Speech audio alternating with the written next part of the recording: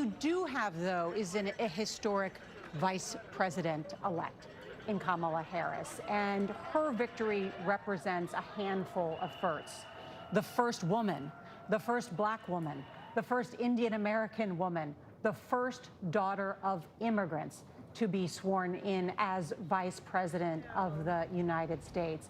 She talked about, of course, she's a stepmom, being referred to as Mamala by her stepdaughters. You know, someone and she who was a presidential candidate too. Well, let's not forget that. She was a presidential candidate. And she ran and managed and has executive skill running a big thing. And what'll be really, really interesting is Joe Biden, who has had the job of and was deputized to do very specific things by Barack Obama, knows the power of having an effective vice president who can execute. And what will he ask Kamala Harris to oversee and be in charge of? Were you sitting in my 60 Minutes interview? That's exactly what but that's exactly what I asked her, and she didn't answer, because you have Mike Pence in charge of the coronavirus task force. You had Joe Biden in charge of the economic recovery and a lot of the relations with those up on Capitol Hill. And so I asked Senator Harris, so what's your job going to be? And she said, well, I'll do anything Joe Biden wants me to do. And I said, well, what did you ask that you wanted to be in charge of? And she wouldn't say in our interview, but this is a woman of immense talent. As a former Attorney General of the state of California,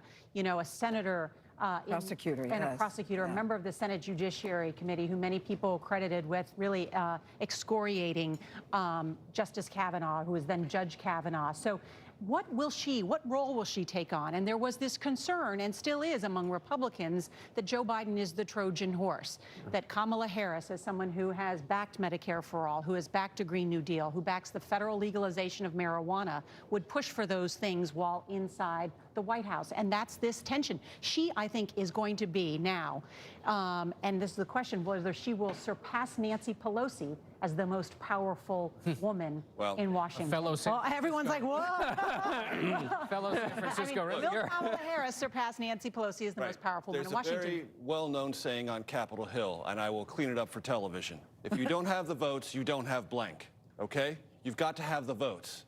And as we discussed just a little while ago, the votes are going to be hard to find, particularly if it's a Republican-controlled Senate.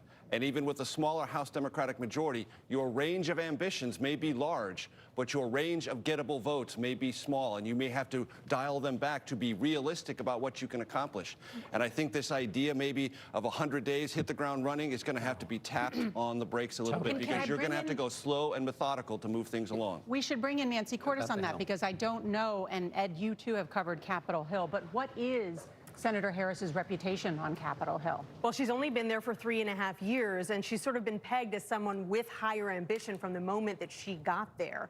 And so well, now she's got that. She's got it. She can check that box, yes. She can. And so she was placed on a number of very important committees from the very start, because they saw that potential. Very reminiscent of what happened with a young Senator Barack Obama when he first came to Congress. So she wasn't just on the Judiciary Committee. She was placed on the Intelligence Committee and the Homeland Security Committee and the Budget Committee to show that she had not just domestic experience, but foreign policy experience as well. So she is someone who has always been seen as looking ahead to the next step.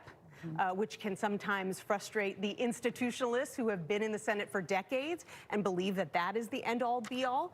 But she's someone who Democrats in particular feel that they can work with.